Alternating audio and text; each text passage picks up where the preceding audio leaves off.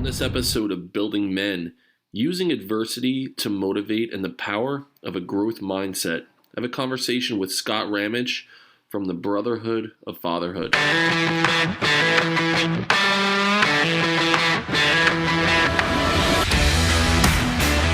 Welcome to the Building Men Podcast. I'm your host, Dennis Meralda. When was the last time you focused on self-care and the holistic health of your body? GM Revolution is a men's skincare line with a mission to introduce men to proper skin health. GM Revolution offers 5 skincare products that act as one to give men exactly what their skin needs.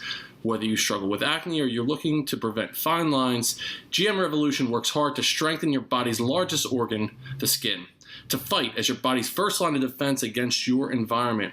Using code BUILDINGMEN, one word, you can save 15% on all of GM Revolution's products and start seeing the physical and mental benefits of skincare.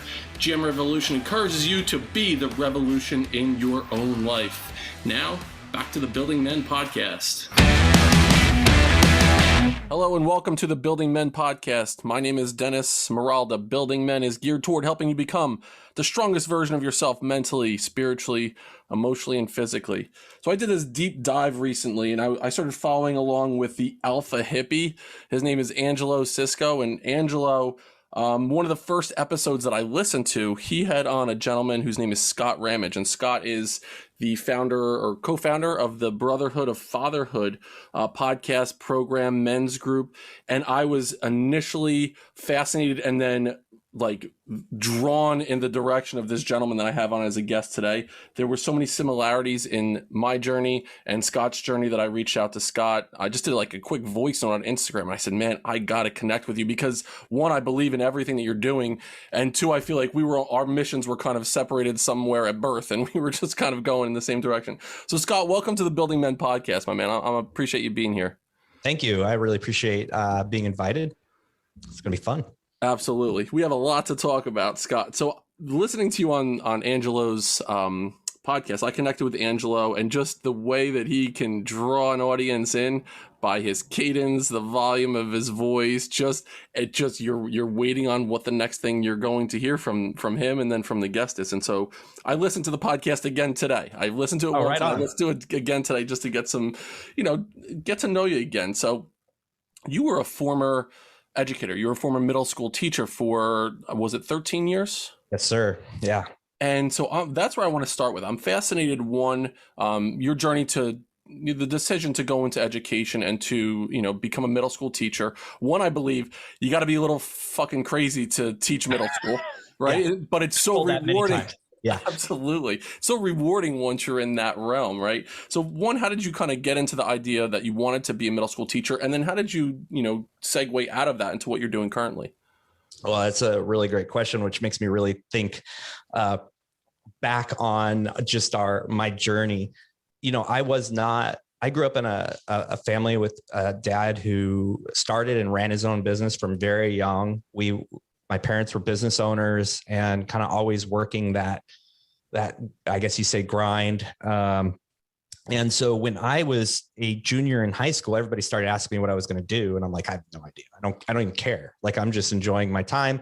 I had all sorts of side gigs. I was doing all sorts of jobs and I never put thought to it. So, my girlfriend at the time, who's now my wife, very directed, knew exactly what she wanted to do. And so my decision to become an educator initially was literally following her, going to a college close to her that I could afford and that I could get into because I care less about school when I was in it. And so I got in it and wasn't too intrigued. I wasn't following rules and steps and processes for me. I was just going to do the opposite thing. It's just kind of how I functioned. And so I didn't fall into the right realm inside of that institution and ended up with a degree in psychology, which I was fascinated in. So I got into psychology. And when I did that, of course, my grades went through the roof and I was excelling. And I immediately went into out of college, I became a manager for a group treatment home for youth. And that was, dude, talk about insane, kids this was basically their step before going to juvenile prison. They were literally rapists, attempted murder type 10, 11, 12-year-old kids. And here I am right out of college managing this program for them. And that eventually led me back to education because I was like, I just love working with kids. And I started kind of doing some stuff in the classroom, and it led me back to education. I went and got my master's degree in education and stepped into it and just had a phenomenal experience the first 5-6 years of teaching. And when you said that, I mean, that blew my mind. One, your background with psychology. So in New Jersey, where I got my degree in the school I went, New Jersey, you have to have a dual major. And so the major that I selected was sociology. So I graduated with a degree in elementary education. I was certified to teach kindergarten through 8th grade, but I had a dual major in sociology. So I was always fascinated with the group dynamics. And part of my internship, my junior year, I had to do a practicum for teaching and also a practicum for sociology. I was actually placed in a group home, and those kids, I was like, I drove a van. I drove the kids to and from this place. It was an after-school program. They were there from 4 until 10 every night, but they were there because the courts or because of Division of Youth and Family Services, like we called it DYFS in New Jersey, because they were there. There was some kind of an issue that went on at home. It was sexual abuse, physical abuse. A couple of the kids, one kid tried to kill his old man because it was a sexual abuse situation. So just the fact that we had that similar background that I had no idea until you just said that, it's really wild. So your background in psychology, obviously going in as a middle school educator, so much of what you needed to do, it wasn't about the curriculum you were teaching. It was getting into the heads of those adolescent kids that were in front of you. And that's where I excelled. At that time, it was the year 2000. I was teaching. The curriculum wasn't fully developed. It's like, here's the subject. And so I got to be super creative, but mostly I got to build this around what kids were interested in, figuring out ways to connect with them, really wholeheartedly connect with them. So I had incredible success. And this, I am going to puff my chest up. I was really good at connecting with the really high achievers, because I would give them just really high level tasks, just like, go learn this and then teach us, and, did some real creative things. But I also really connected with the high flyers, the kids that were on the spectrum and ones that were always getting in trouble, and had immediate success in that. And I would connect with their parents, connect with them. It was so authentic. It was so fun because I wasn't being this machine, and where I was teaching at wasn't telling me, do this on this day, do this on this day, do this on this day. I was able to create and mold that around the interest and the pace of the students. And we got incredible results because they were all so invested. And I think that comes from my background in psychology and then working in the group home. I mean, I had days where I had a kid with a fresh bucket of, he was mopping the floors, and he decided to mop my face, and here I have these like chemicals in my eyes, and you can't do anything. So I'd kind of been through the fire on how to handle some individuals, youth that had some really huge issues. So stepping in the classroom was like a piece of cake. And so I was able to thrive for like 5 years, just absolutely thrive. I was actually teaching in a 6th grade that was still all inclusive. So I taught every single subject except for music. Thank goodness I wasn't teaching. But to have that autonomy as a teacher, one, I mean, give credit to the school where you were working, where you had that ability to kind of understand, okay, maybe there was a curricular guide of where they needed to get to, but it wasn't this prescribed. On week 3, you needed to be addressing this. On week 5, this, where it almost became robots that you would, turn the little wind up thing, and they were all marching in the same direction, which is what I found education started to become, especially after almost 20 years in my experience. Yeah. I mean, that's the reason I left. I mean, there was several reasons. One, I was very entrepreneurial minded, and education, I was able to create so much in those early years that I didn't need to really create outside of that element.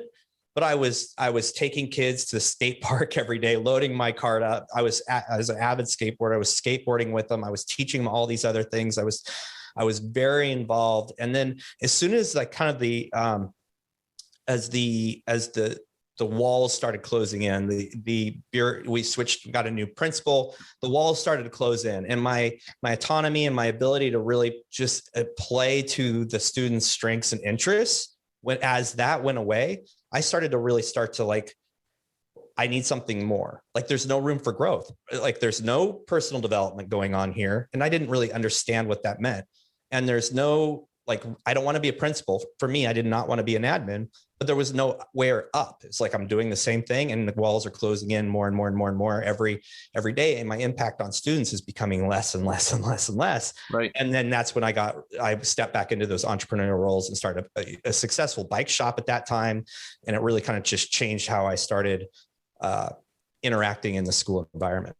So can you pick out a couple moments in your own experience that might have led you down the path to want to help students that might have been struggling in a specific way? Dude, I had horrible experiences at school. So I went to the same school that I first started teaching in when I got my degree. I swore I'd never go back to that town. And here I am going back to the country school I went to. At that same school, I was really bullied. I was very independent. I was very conscientious of how I looked. I had my own style. I loved my own style. I would dress that way, but I'd take a lot of grief for it. Yeah. And then I was also, I've always been smaller. So I was smaller. So I was an easy target. And as I explained on the Alpha Hippie podcast, there was just a moment in school where I was done with it and just kicked a kid in the nuts so hard and then punched him when he was down, which was awesome. And that was a defining moment for me in my education. Then there's these stories throughout middle school. Middle school was rough. And then in high school, I just didn't care. I just got good grades. I stayed out of the way of the teachers. I kind of just tried to disappear and just have fun with my friends. But I did not fit the teacher's role, the teacher's model of what I should be doing. I was a skateboarder. I had an experience where I was doing better at skateboarding than wrestling. I was undefeated in wrestling and I quit wrestling because I wanted to go skate. And I was a teacher at the time. And I was like, now that guy would have been fired the next day. I mean, he called me pussy. He was all over me on like, how I was acting in school and the decisions I was making. It was just utter abuse. Now I own that because I took it to heart. And all these experiences though, what I learned is that I had a few teachers who just sincerely cared about the person I was and found something I was interested in. And I thrived in those situations. And that formed me into like, hey, look, I don't want to be the teacher that knows everything. I don't want to be the teacher that is going to just go with the flow, which is very common. I'm going to be an innovator and I'm going to be that teacher I needed when I was in middle school. And I think that just wholeheartely drove me for those first few years. It drove me in my college, in my master's degree. I just was fully devoted to it because I believed that education needed people like me and that I could make a difference. And Scott, you mentioned that wrestling coach you had. Was that a high school wrestling coach? He was actually a middle school wrestling coach. Yep. So it hits home with me, one, as a high school athlete. So I played baseball and basketball in high school, and I had a basketball coach who I started varsity my sophomore year. I'm a big guy. I'm 6'4", 220. So I was, I played like power forward, never terribly successful in basketball, but I was a big guy. I was a big body. And I remember being shamed on the middle of the court. Basically, I missed a layup or, I didn't box out my man, and we would get big crowds when I was in high school. And I still remember him like grabbing me by my shirt, Maralda, what the fuck and just shaming me publicly. And I remember thinking all I wanted to do was not make a mistake. So I tried to like almost be smaller when I was this big dude on the basketball court. Conversely, I had a coach in baseball, and that was my sport. And I wound up playing in college after that. Was everything that I did, even if there was a mistake, it was an opportunity for me to learn something that I did that maybe I can correct to become better. So I never looked at mistakes, or I never looked at things that way anymore. So the impact that a coach especially can have on a young man going through school, where when they're calling you a fucking pussy, especially in front of your peers, that does some deep damage. So you took that and you're like, you know what? I'm never going to do this shit when I am in front of a class of my own one day. Right. Well, and in high school, I played soccer. I wasn't a star. I worked really hard to be on varsity. I mean, I had to work hard. And I remember the athletic trainer had a bum ankle, and he's like, meet me in the football locker room. And so it was after school, and I went to the football locker room, and buddy and I went to the football locker room. We were standing there, and the football coach walked up and just started screaming at us. And we're like, hey, we're meeting the trainer. He literally took me by my shirt and pushed me against the wall and just laid into me. You're here to destroy my locker room, and just went into me. I left. And I remember talking to the trainer. I'm like, hey, sorry I didn't show up.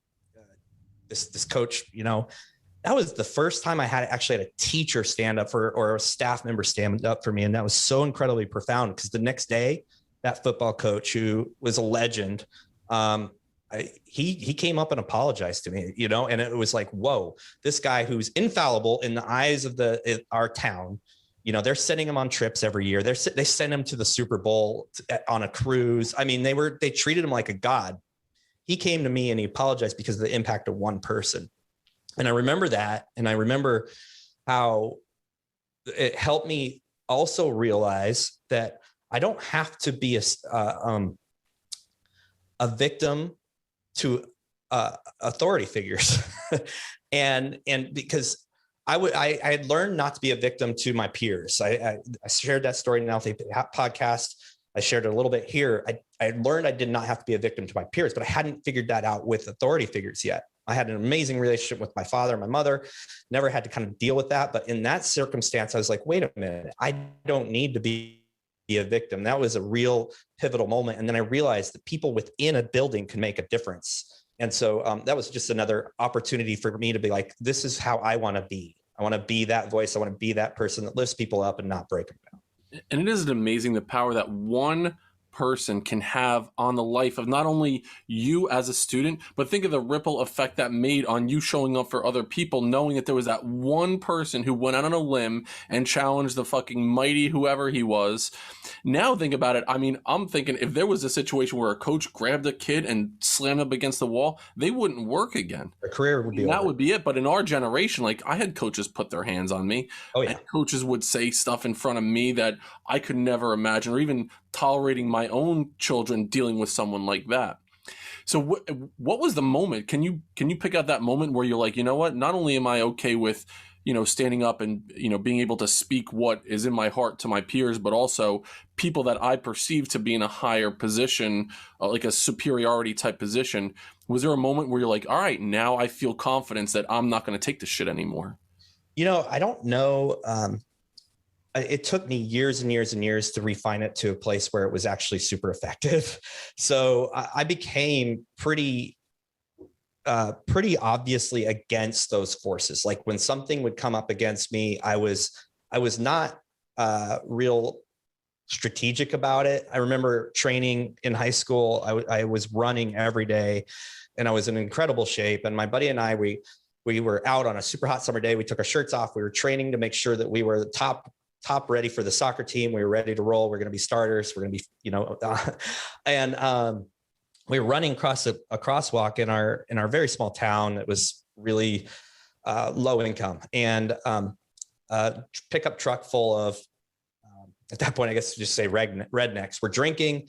They almost ran over us and they started screaming and yelling at us. And I had at some point in my life decided I'm not taking it from anybody. And so I said something or made some gesture. I don't remember, but I was running. And I remember within a second, my buddy's like, watch out. And the next thing I know, I'm on the ground just getting the living shit kicked out of me. And the guy had come up, he had a broken arm. So he had a cast on his arm and he hit me from behind and knocked me out. And then the other guys just came and just pummeled me. So I walked into the local restaurant and I was blood everywhere. I mean, skin was gone. My face was completely split open. And it's like, almost like I didn't learn, because instead of going into situations where adversity is there, instead of treating it, having the right response, I was really just like fighting it. Right. And even after that, even after getting the crap beat out of me by strangers, I still didn't really learn. And I think I kind of what happened was when the day I quit education was the first time I actually did it right. And that was, well into my 30s, maybe, 30s. And there are these responses to fear that I mean, one, fear manifests itself in our bodies in so many different ways. And there's that flight response where you retreat. There's the fight where you go at the whatever the cause of the stress is, the freeze response. And then they're calling it like the flock or fawn response, where it's almost like you become a chameleon and you just kind of assimilate. Well, you change your viewpoint just so you don't fear that pushback in any way. And not saying that there's one way that's better than another way, because like the fight response can be really good in situations, but in other situations you can wind up with your ass beat on the floor or whatever. Yeah. So based on that situation, how has it helped you deal with conflict even in your professional life now? Because maybe you were all the way on one side, and I went through a similar journey, Scott, all the way through, understanding so long in my life. I was bullied when I was in 6th grade. I got my ass kicked by kids that were 2 years older than me, chased home from the bus stop, beaten up a couple times. But for me, I never told anyone about it. In my upbringing, it was you need to man up. I needed to go fight that kid, based on, what I felt that my especially my old man wanted me to do. And I was scared. So there was a long time in my life that I was like, you know what, let me just kind of go along with the crowd and not make waves, because I don't want to live in that fear anymore. And it took me a long time in my life till finally I was like, you know what, I'm never going to let someone make me feel a certain way. I'm going to keep pushing back against it. So there's that pendulum that swung for me back and forth. For you, how did you do it in that sense? You just mentioned the first time you did it appropriately was when you left education. It was. What was it? And quite honestly, I was fed up. We can get into that story, but I was fed up with the system. I was fed up. I'd created a program that was wildly successful, and I was getting kickback from the superintendent because parents were complaining because it wasn't fair that their kid couldn't be a part of a higher level leadership experience. And for me, I'm like, like entitlement is not the way I rolled at that point. But even after that, I've done things so wrong. Like any conflict that came would stir me up, and my response, I basically amygdala hijack. I couldn't think, and it was all just instinct and piss and vinegar and saying things.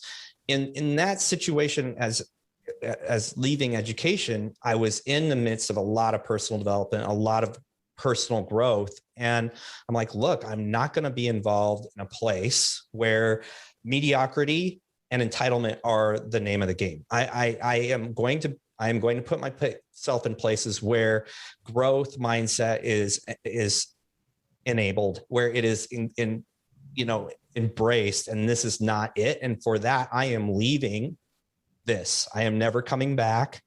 And I was kind of like a shame on you for being the leader of this school and letting this happen. And I'm really lucky he didn't just say, get out of this building now and never come back.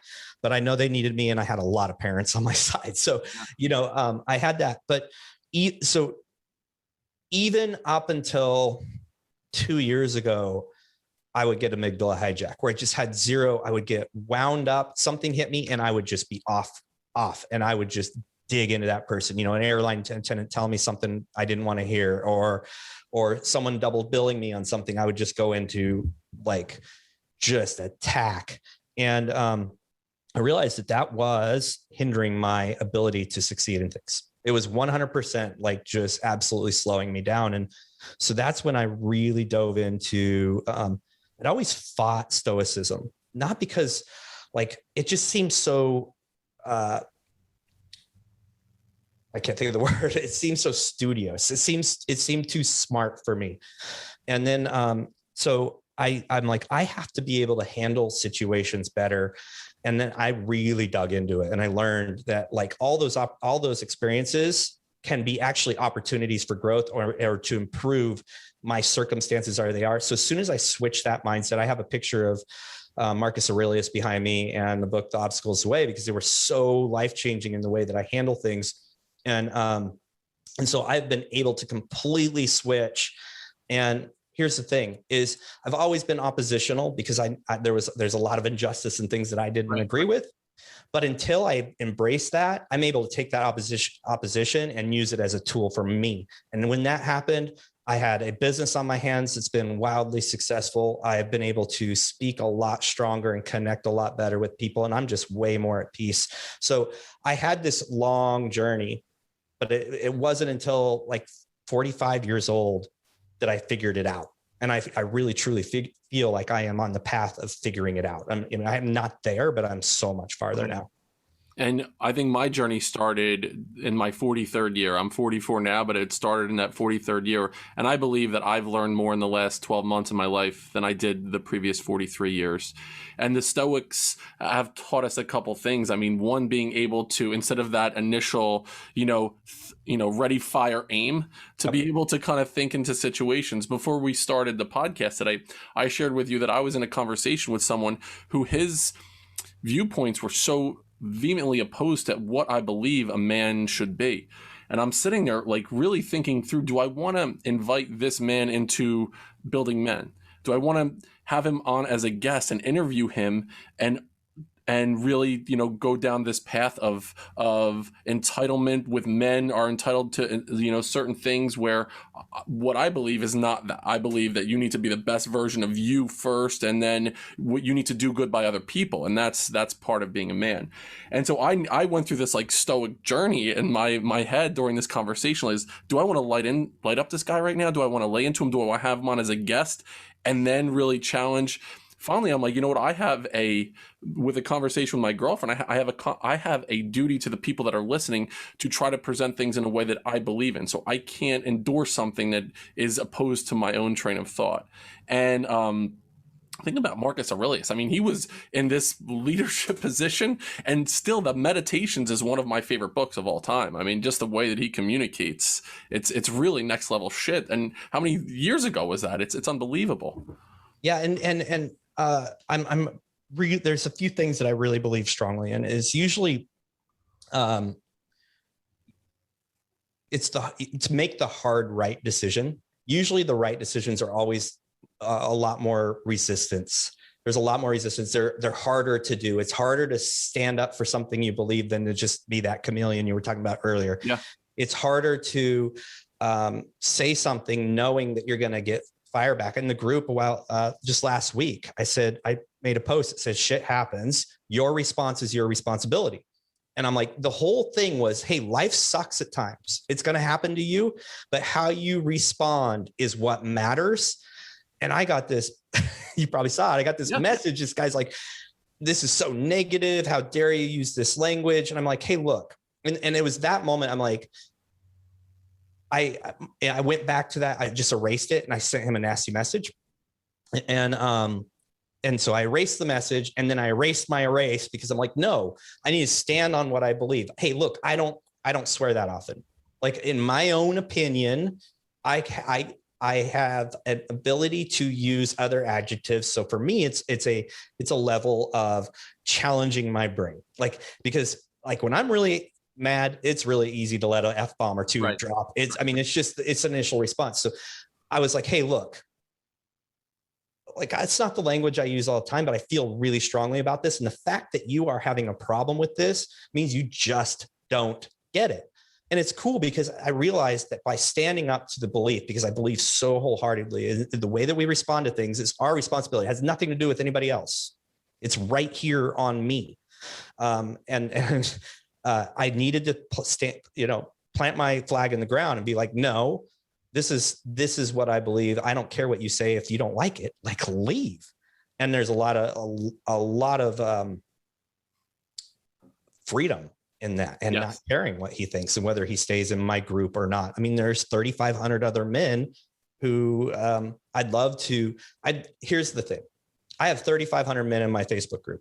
I would love for it to be 500 because I pissed the other 3,000 off because they don't believe in what I believe. That's 100% fine with me.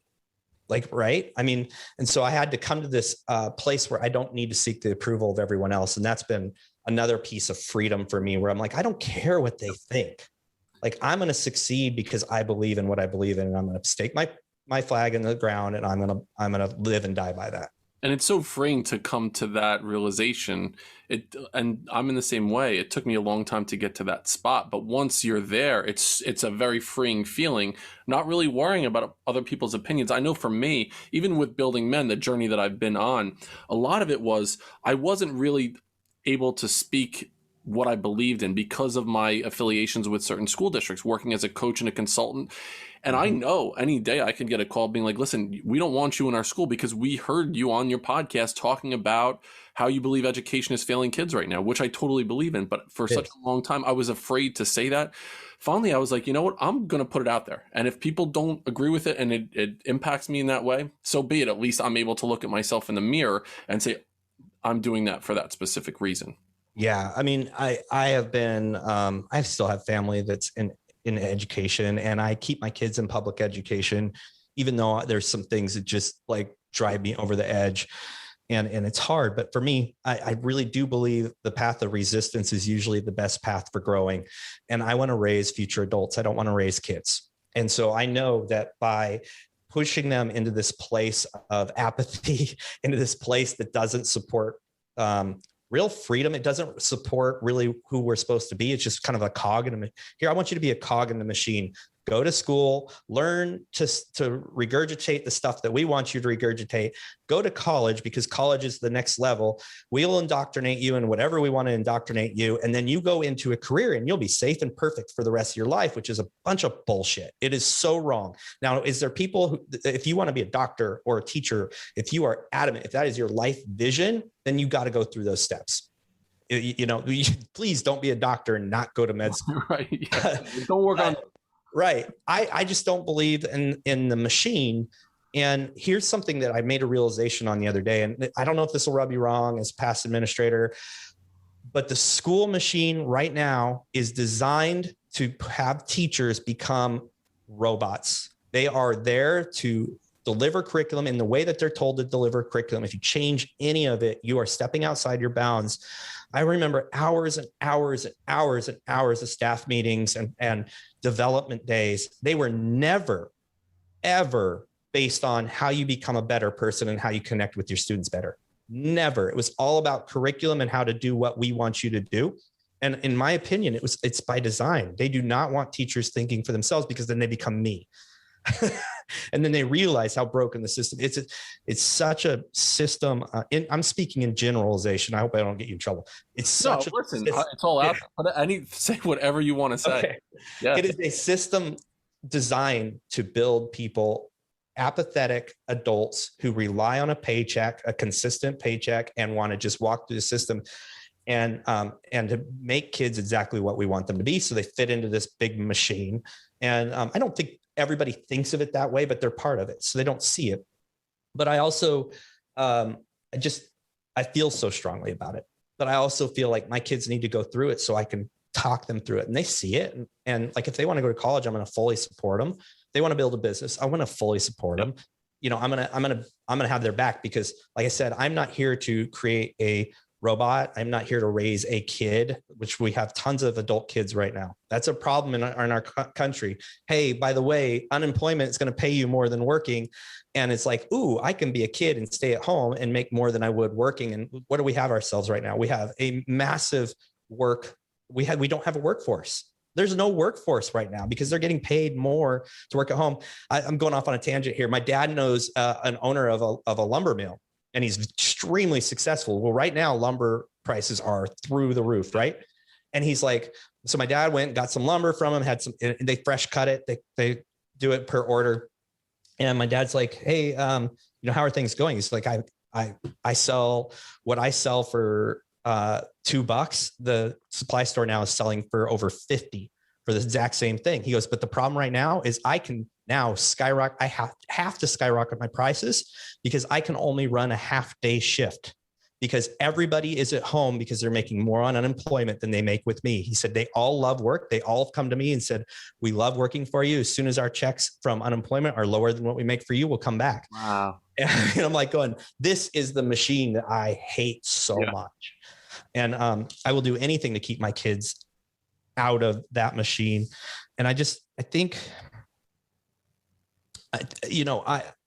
I realized the kind of the raunchiness I was sitting in, and that's kind of what led me on this path and where I'm at today. I wouldn't take it back for a moment. And I perpetuated that whole thing that was going on. As an administrator, I would go in and observe classes.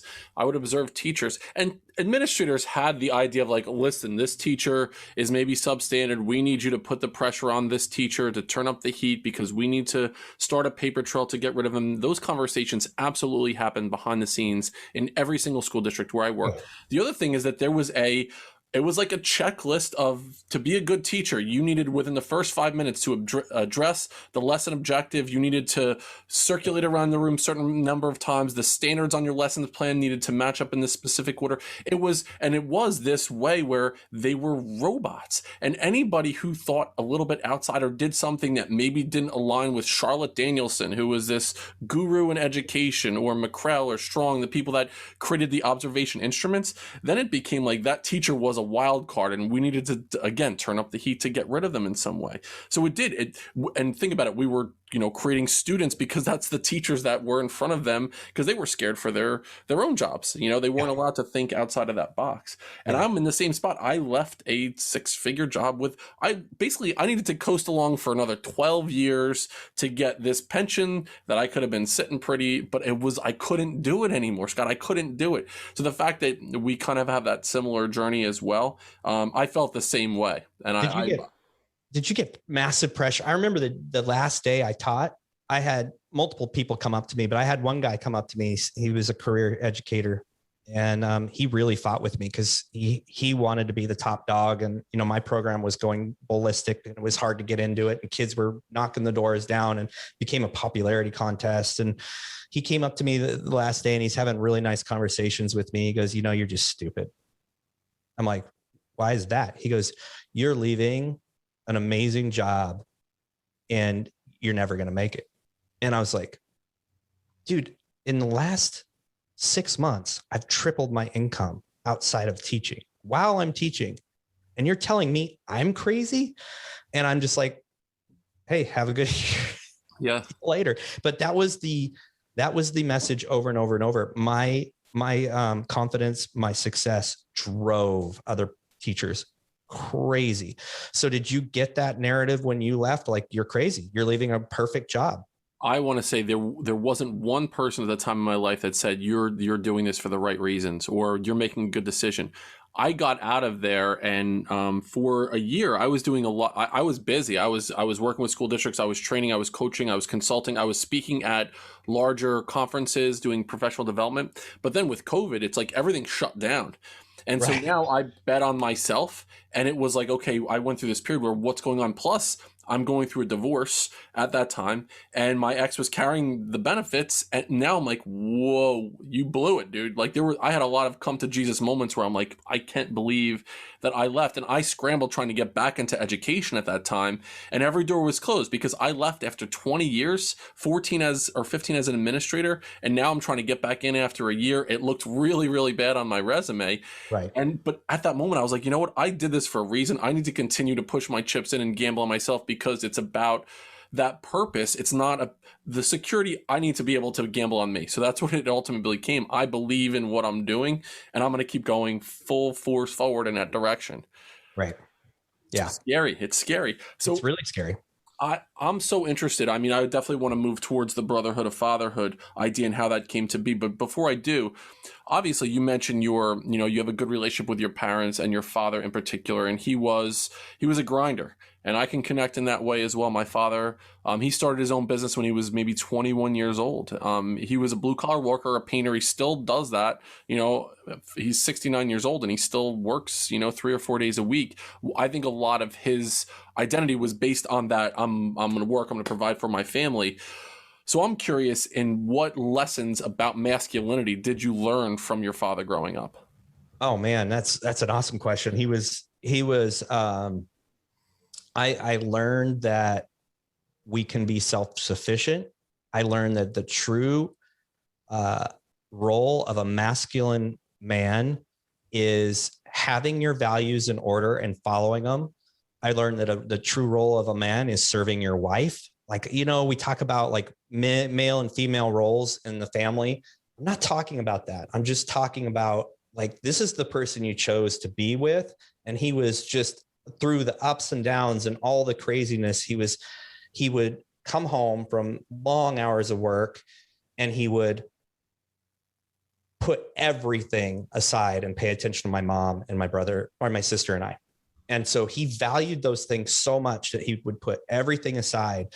And so no matter how hard he worked, he was incredibly attentive and incredibly involved. When I was a skateboarder in middle school, he couldn't figure out how to quite connect because I was wanting to go skate all the time. So we spent a year building a half pipe. I was the cool kid with the half pipe in my backyard. And then before we knew it, we lived in the country. Our house was just always had youth over. He hated that I skated, but he embraced it because he realized that was the path to helping guide me and teach me even in these moments when I wasn't real moldable. And so like for him, it's like, have your beliefs, stand firm in them. That's what a true man does, is he has a strong belief and he stands firm in them and he leads his family. When I say lead your family, I don't mean as tell your wife what to do or tell your kids to do. Lead them into their own growth. I feel that that's part of masculinity. We're designed to excel. We're designed to compete. We're designed to always try and be better internally. We're designed to survive. I mean, if you go back and back and back, we're designed to survive. If you didn't kill for your family, you didn't feed your family, you all died. Yep. If you died while you were out pursuing the hunt, your family would go starve. And so I feel that we have this innate piece in us, and they let me be just an all-out boy. They let me run in the woods and shoot BB guns. We'd shoot BB guns at each other, my friends and I, and it was crazy dangerous. And I could have lost an eye, but I learned so many things through that. And he's authentic, he's vulnerable, but he also has his beliefs and sticks with them.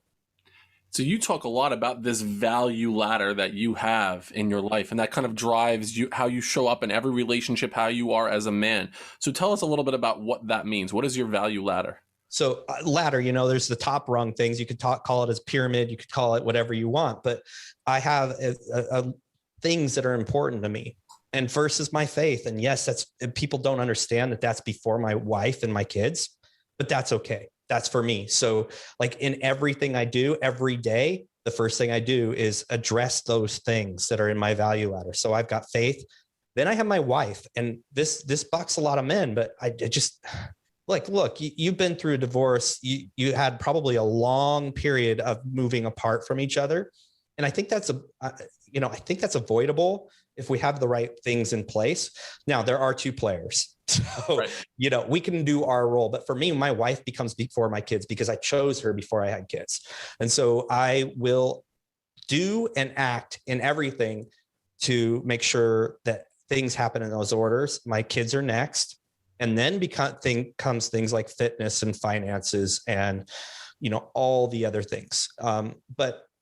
So it's my decision. I believe that if you have a business or your personal or your family, you should have values, and every single decision you make is based on those values. Right now, I want a new truck. I haven't had a truck. My kid crashed my car. I bought him another car because he's so moving around. I'm like, it's not freedom to be driving him everywhere. So this was my freedom. I want a new truck, but I'm going to buy it with cash. This is like, I saw one yesterday, incredible price, exactly what I sold, my favorite truck of all time, almost exactly. And I'm like, I just need to buy it.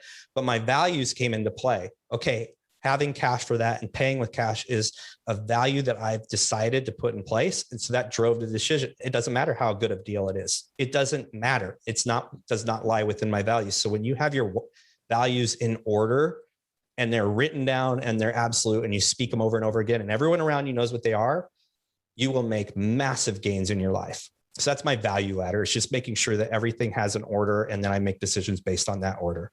And I've heard you talk before about, you had this moment. So you were an entrepreneur, you had a business, it was a bike shop. So you were working before teaching, then you were working an 8-hour day teaching, and then you were working at night in the shop as well. Yep. So you had this moment that you talked about, and I'll let you bring up this moment where you kind of came home and it was this a punch in the stomach where you realize wow, where is my value ladder out of whack right now and what I need to be aligned to? And that's why I'm so adamant about this. I didn't have a value ladder. I was raised with watching my dad have one, but I hadn't really kind of downloaded it and fully experienced it yet. So I was working I felt like working was the way I was supporting for my family because I was making money. But in that whole journey, I was working so many hours. And then when I wasn't working, I was serving my clients through going on bike rides with them, doing big adventures all over the state, downhill bike racing and, big treks out in the country. And like I wasn't with my family at all in the name of being a better provider. So my value ladder was so screwed up. And I've interviewed a lot of men. And there's a few things that happen in order when these men that are successful in life that they've been through. One is they have a big aha moment where they realize, whoa, I am not something I'm doing is wrong. And they actually decide to make a change. My big aha moment was coming home at night. I'd said no to my family to so many things. We didn't vacation. I always had a rep come in on Halloween. So we'd spend Halloween at the shop. It was just stupid stuff I was doing. Came home, house was dark. I hadn't been home since 4:30 a.m. I come home, the house is dark. My wife's asleep. My boys are asleep. My boys are young. And I'm like, whoa, I'm like missing life. So that was the big aha moment for me. The other one was then I went through this. We actually shut that business down because I made a decision I wasn't going to let it rule my life anymore, even though it probably would have been a better decision to keep it and get out of teaching. Right. Because I took a massive debt load by closing it down, but I did it because I told my wife, we got to get rid of this because I need to be a dad and a husband. And, but the problem is I didn't have my identity in place. My identity was, and I'm very adamant about this, I was a bike shop owner. I was a teacher. I had my identity wrapped up in what I was doing, but not really who I was. And who I was, I'm a father. I'm a supporter of my wife. I'm my wife's best friend. I'm a guy that loves doing outdoor things. I have a bigger purpose than my work. It took me 2 years of like deep tunnel vision depression to figure out that even though I shut that thing down, basically what I did is I chopped my balls off. I had no purpose anymore. And so these guys that I interview, they're like me. They've had this big aha moment. And then they come to the conclusion that their identity is all screwed up. They've had their identity in how much money they have or the truck that they drive. I've done that too.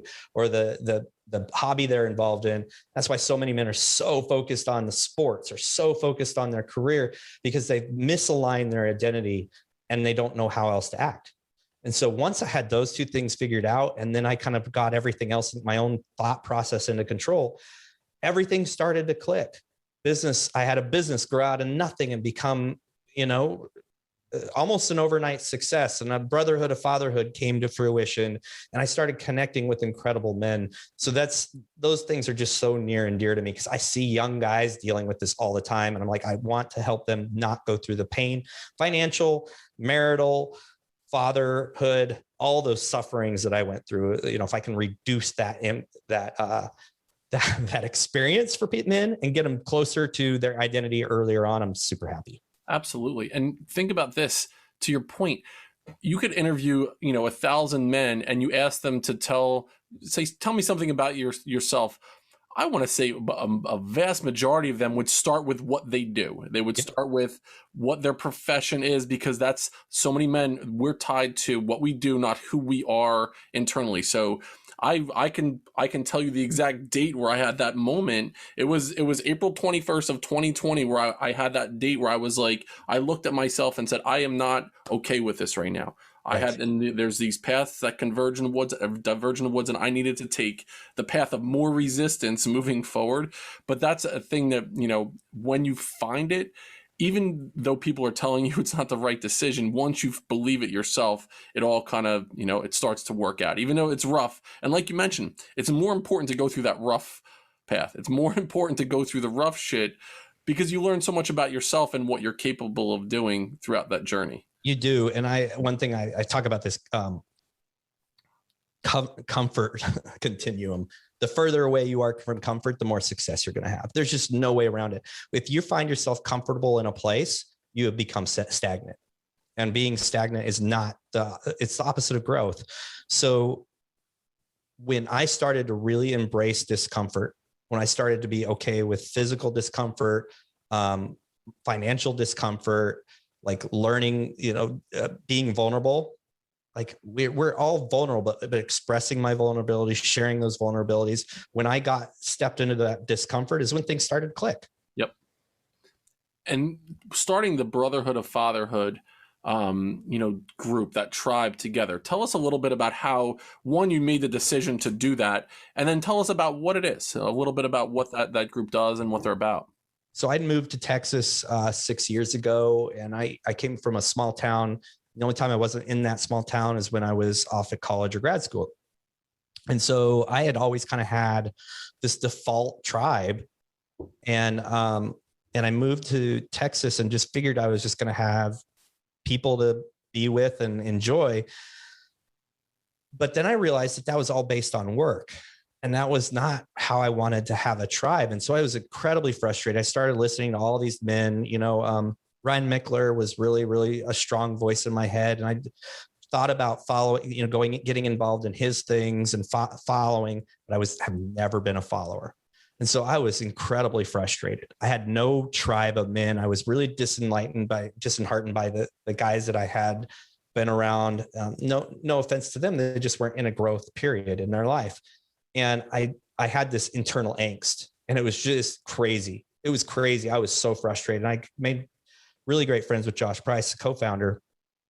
And I remember texting him one time from an idea I got from another men's group that I haven't mentioned, but I'm like, hey, this is something they do. Should we do this together? And then that became like, look, I don't want to follow people. Like I want to lead. Like there's just this internal thing inside of me always. And I'm like, hey, let's create something. And then we were playing around with names, and he just shot that name to me one day. And I'm like, yeah, that's awesome, because I'm very, very adamant about men being better fathers, which I believe starts with men being better spouses, better boyfriends, better whatever. I believe wholeheartedly that to be an awesome father, we have to have our stuff together.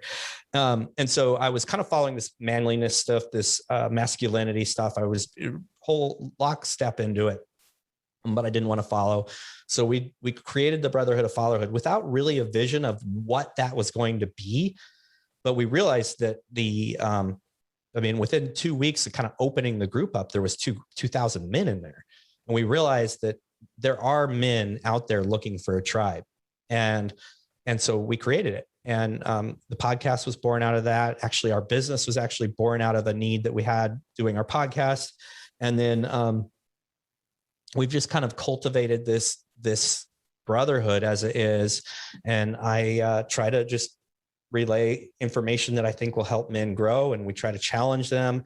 And this started all during COVID, of course, right at the beginning of COVID, which either seemed to break people or make people, and we let it make us. And so one of our big visions is having group get-togethers with men all over the nation, and offer them opportunities to do hard things together, and also opportunities for resources to learn how to be better fathers, better husbands, better employees, and better employers. And what that means is it means bringing them together and putting them in front of people who have those skills and offer those skills. So we kind of bring a community together, enjoy some really hard stuff together, do man stuff, get that out of our system, because that's an incredible growth opportunity. And so that's the vision. Now, when that happens, I don't know, but it's the vision. It will happen. And so we just have this podcast where we just talk about the things that we love and believe. And having the group together and go through that experiential kind of thing. I'm such a student of masculine rites of passage. Yep. And it's something that I've talked about on previous podcasts, but there was a time in history and in society, in different tribal natures or tribal senses, where there was a sense of a rite of passage for a young man to become a man. And it was that they would, the tribal men would take the boys out into the wilderness, and they would, hunt a lion and chant and come back with blood on their face and a pelt, and they were men. Yeah. Seen in the tribal way. But in society, and maybe it was as men went to war and they were drafted, and there was that part of it as well. We don't have that as much in society anymore. So we have this group of young, soft men that have not gone through any rite of passage, that are living in this extended state of adolescence. It's like Peter Pan syndrome, where you mentioned, that there's so many people that are not willing to do the work or to, they want to kind of stay at home and collect unemployment and play video games and, and masturbate. That's how great would that be? Because they never went through a rite of passage. So I know we don't have much time left, but what are your thoughts around you have 2 sons that are teenagers, you mentioned. I have a son who's 16 years old. What are the rites of passage that young men need now to become strong men moving forward? It's a really good question. This, when my son was a freshman, he got into a program called Man Up, and it was a weekly thing. And they invited dads to come along, which I think was brilliant. And they would tear a car, take a tire off a car, learn how to plug, change. We learned how to shoot guns. We learned I already knew it, but they got to shoot guns. They got to play with all sorts of firearms and play in a controlled area, but got to learn about man things. And they just talked about man things, finances, responsibilities, how to date, how to shake a man's hand, look in his eye, all these things that we aren't teaching. So it gave me this thing, because I used to drive my boys. I lived in Oregon. I'd drive them up to the Cascade Range place. We call it Callahan's. It's only 20 minutes from my home. We'd be out on a huge mountain overlooking these valleys, and we would shoot guns, throw sticks, roll huge rocks down a mountain, destroying things. That's what, for me, that was my rite of passage. I did that with my dad, and I'd go hunting with him. For my boys, it was learning how to shoot, destroying things, tapping into some of those masculine energies, and understanding that you have, as a male, you have a lot of power, and your body can produce, your physicality can produce really cool things. And so for me, it was about tapping into doing hard things for them. Learning a gun, shoot a gun, you have to be controlled. You have to be disciplined. Yep. It's hard. And so it's really putting them in hard places and pushing. It's like the hunt, you go out, you got to go get a kill, and it's gruesome and it's uncomfortable, and you're seeing guts flailing out and something dying slowly. Do we really want that? Well, it doesn't matter. What matters is that life, we're indoctrinating them into the idea that life is not easy. And so those are rites of passages. Currently, people aren't doing that. Kids are shooting people on TV in a game. You nailed it. Stay at home, do the thing, masturbate, play games, and your life is great. You've got entertainment, dopamine, and testosterone in artificial sense. And I believe that rites of passage belong out in the wilderness or in a difficult situation. And that resonated with me. I feel like some of my rites of passage came along with doing something physical with my father, be it just blue collar, hard labor. But then there was also this connection with a community of men. I remember him taking me to a Monday night football game, Giants versus the 49ers in 1991. I just was a freshman in high school, and there was a group of men standing around having a beer or two, telling stories about their experiences. But I was accepted into that group at that time. And I remember I could recall the way that I felt at that moment, that I was kind of indoctrinated into this tribal sense of men, but there was also this physical part as well that just it kind of everything worked in that way together. So to your point, I'm just really interested in how people think what we're missing right now, because we're missing something as men in society, and what can we do to help the future generations? Yeah, I mean, my kids have tough stuff happen to them all the time, and even me with my beliefs, I want to jump in and save them. And it is really hard to just step back and be like, they're going to be okay. When they come to me, I'll guide them. I'm going to give them suggestions, but they're going to tackle it on their own. It sucks. It's hard. But when we become soft, we develop even more soft. We're just, as Angelo said, flaccid. It's just, we're just, yes.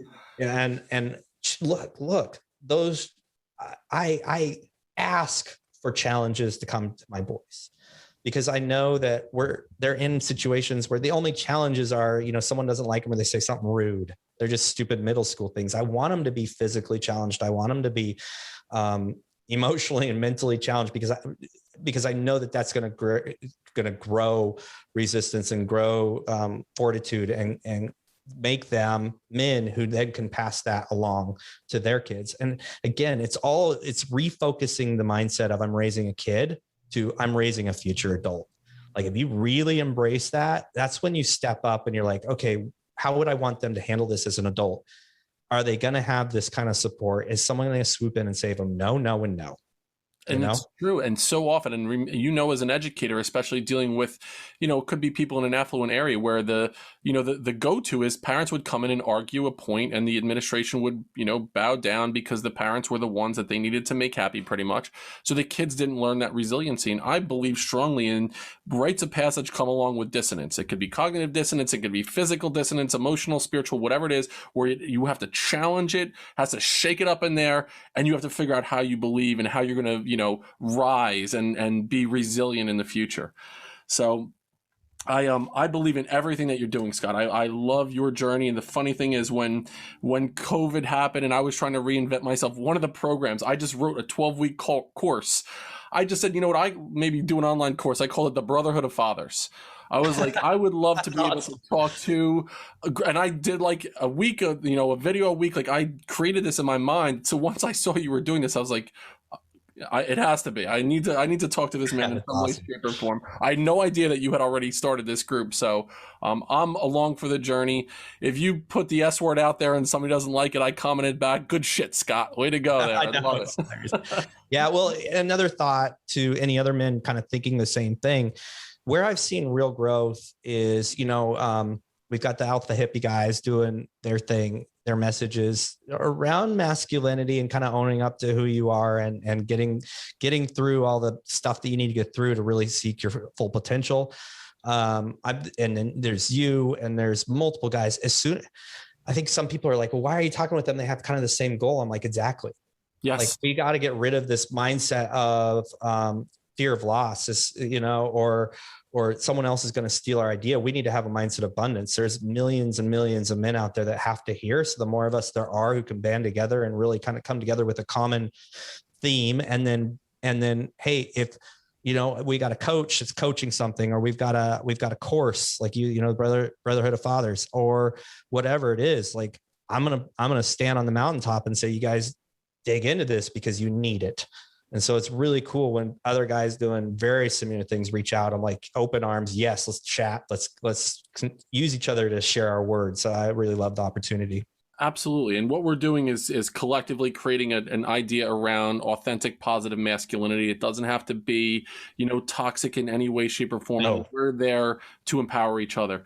So Scott, I am here. I'm along on your journey as well. I love what you're doing. How could people that are listening today find you? How could they reach out to you? So super easy. Brotherhood of Fatherhood on Facebook. We have a group. If you find the page, it's just kind of like just stuff. You can find the group.